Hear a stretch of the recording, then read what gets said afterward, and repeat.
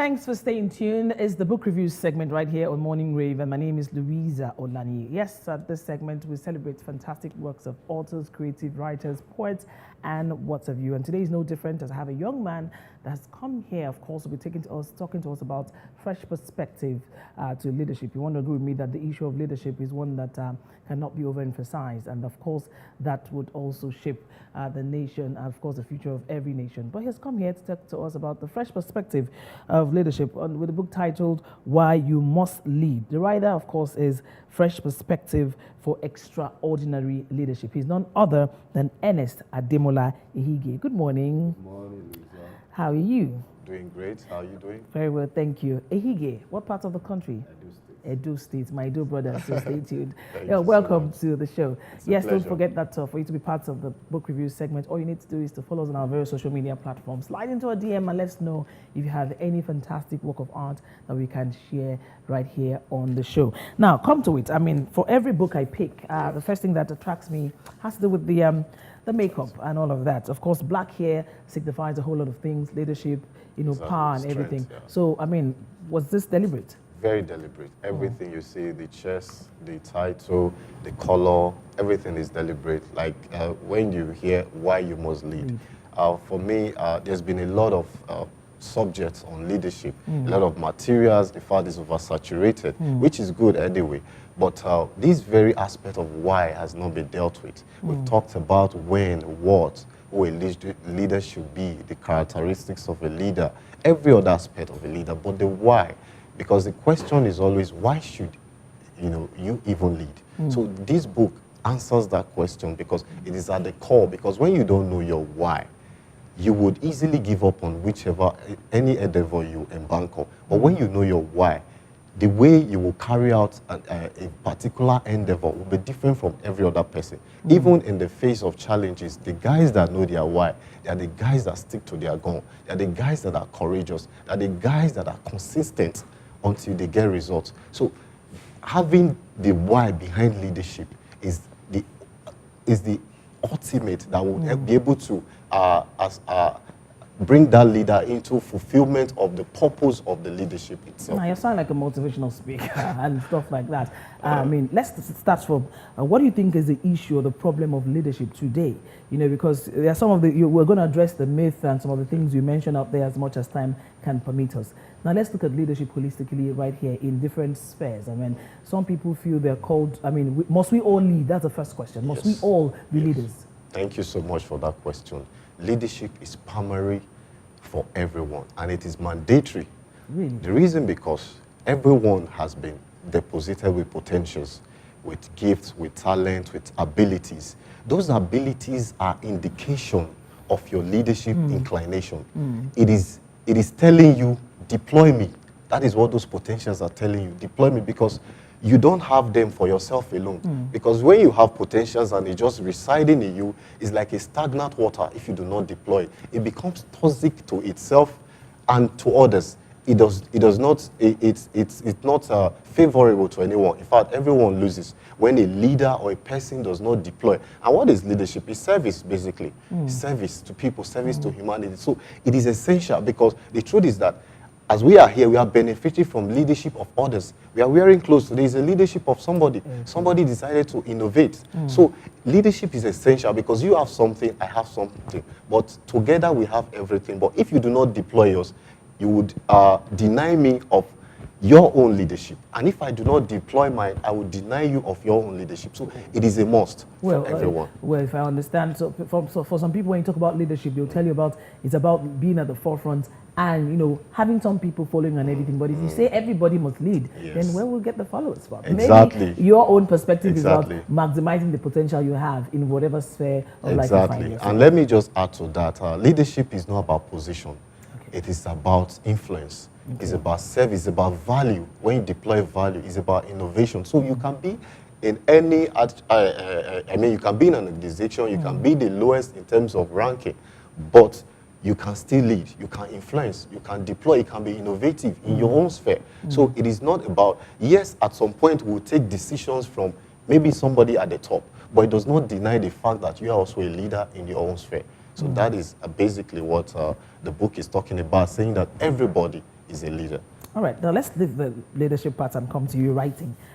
This is your first book? Yes, it's my first book. Interesting. So talk to us about writing for you. Okay, writing for me, it's like it's everything. It's very essential to most of, because I'm a content developer. Okay. That's what I do. So basically, I enjoy writing. I started writing when I was very younger. I mean, in secondary school, I write poems, I write short pieces, write quotes, and all that. So for me, I tend to express myself through writing because I observe a lot.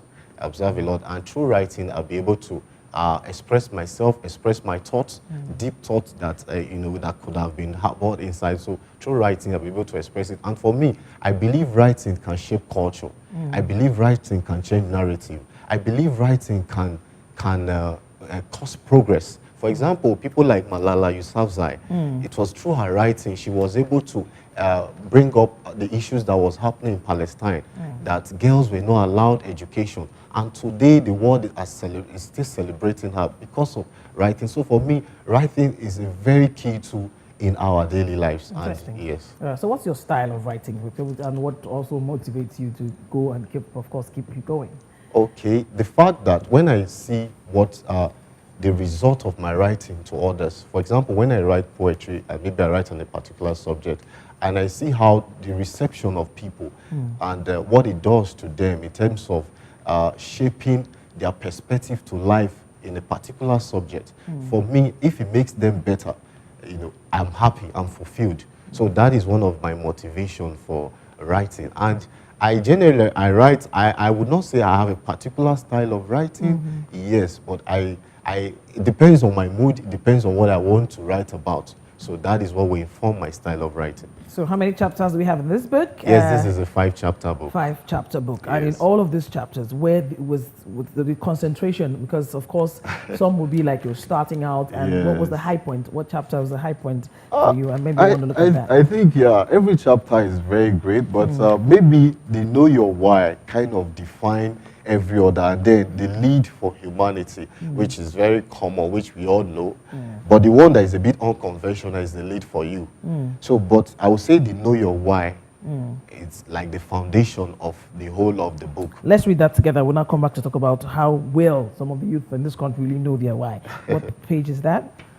Okay, page 19. 19. Okay, go ahead. Okay, he said, this book is long overdue because if you do not know why you are doing what you do, you can be knocked down at the slightest challenge, and you have a 90% chance of doing it in error. Interesting. And I'll take the next space. It says, yes, you can know how to do something, you can know the what in doing something or being something, and you can know the where or when in doing something or being something. But if you cannot answer the big question of why you should be something or do something, trust me, you'll be brought to your knees at the slightest opposition. Now let's look at one of the things you see that is affecting leadership today among our young people. Did you address that here and you want to share with us? Yes, I addressed the fact that a lot of the challenges is the fact that the young people have not fully found themselves. Yes, we are all in a process of discovery every day, but they've not fully found themselves, maybe because of distractions and all that is going on in the society. So I find the fact that because young people have not fully, and they don't recognize their potentials, they've not fully identified with their potentials, to be able to celebrate themselves. And again, the society before now has not really helped, because the culture that was very dominant before now we have younger people coming into leadership, but the culture before now tends to relegate young people to the back end in terms of leadership. So it's already in the psyche of most young people. So they feel it's not on them, the responsibility is not on them to lead. But the book tends to address the fact that because it shares stories of people, both young and old, who rose up to leadership when the need arose. So I feel having to discover themselves and having to take personal responsibility is one of the issues that, because when you pass it to the others, then you relegated it. All right. I wish we had a whole lot of time, but I just needed to address two things. Publishing for you, because most authors come here and tell us how hectic. How seamless was it for you? It was, I would say healthy.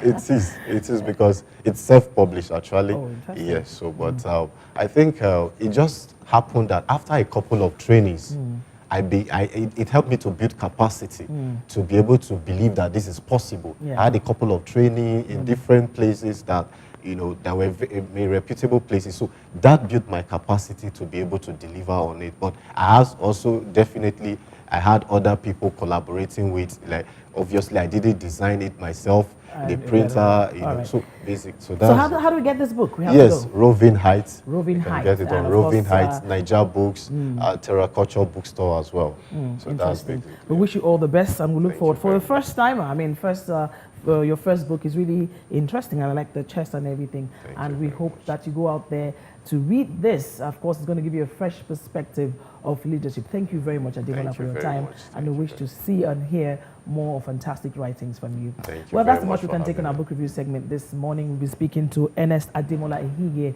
the author of Why You Must Lead, a Fresh Perspective to Leadership. We'll be here again next week with yet another interesting author. Till then, stay tuned, of course, to our next segment, which is the newspaper review segment, proudly brought to you by MTN.